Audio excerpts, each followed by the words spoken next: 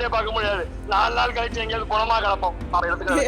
என்னை பத்தி விசாரிச்சேன்றீங்கல்ல, என்னை பத்தி முழுசா விசாரிச்சா தெரிஞ்சிருக்கும்லடா உங்களுக்கு நான் என்ன நிலைமையில இருக்கேன்னு.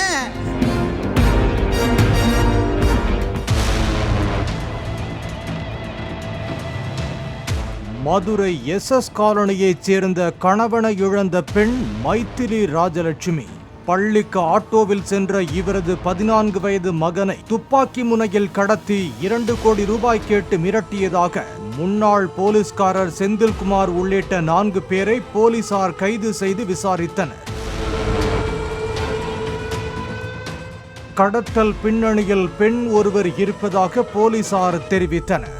அந்த வகையில் இந்த கடத்தலுக்கு திட்டம் போட்டு கொடுத்தது குஜராத் IAS அதிகாரியின் முன்னாள் மனைவியான சூர்யா என்பதும் அவர் தனது காதலனும் ரவுடியுமான ஹைகோர்ட் மகாராஜனை ஏவி இந்த கடத்தல் திட்டத்தை அரங்கேற்றியதும் போலீஸ் விசாரணையில் அம்பலமானது. IAS அதிகாரியின் மனைவியாக இருந்த சூர்யா பியூட்டி பார்லர் நடத்தி வந்த நிலையில் ரவுடி ஹைகோர்ட் மகாராஜனுடன் ஏற்பட்ட பழக்கம் நெருக்கமாகி காதலாகி உள்ளது.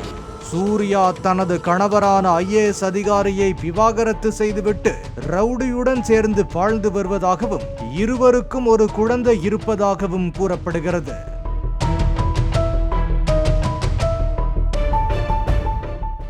இந்த நிலையில் சூர்யாவுக்கு சொந்தமான 1.5 கோடி ரூபாய் மதிப்புள்ள சொத்து ஒன்றை மைத்திலி ராஜலட்சுமியின் கணவரான ராஜ்குமார் விலைக்கு வாங்கியுள்ளார்.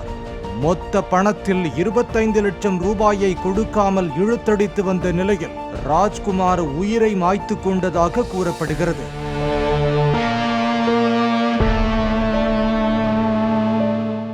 இதையடுத்து சூர்யா தனக்கு தர வேண்டிய கடன் தொகையை ராஜ்குமாரின் மனைவியிடம் கேட்டபோது அது குறித்து தனக்கு ஏதும் தெரியாது என்று கையை விரித்ததால் பள்ளி செல்லும் அவரது மகனை கடத்தி பணம் பறிக்க திட்டமிட்டதாக சிக்கியவர்கள் வாக்குமூலம் அளித்ததாக போலீசார் தெரிவித்தனர். அதன்படியே ஹைகோர்ட் மகாராஜன் 2 கோடி ரூபாய் கேட்டு செல்போனில் மிரட்டியதாகவும் போலீசார் தங்களை தேடி வருவதை அறிந்த இருவரும் தலைமறைவாகிவிட்டதாக கூறப்படுகிறது. சூர்யா பயன்படுத்திய செல்போன் நம்பரை வைத்து அவர்கள் பெங்களூருவில் பதுங்கியிருப்பதை கண்டுபிடித்து அங்கு தனிப்படை போலீசார் இருவரையும் வலைவீசி தேடி வருகின்றனர்.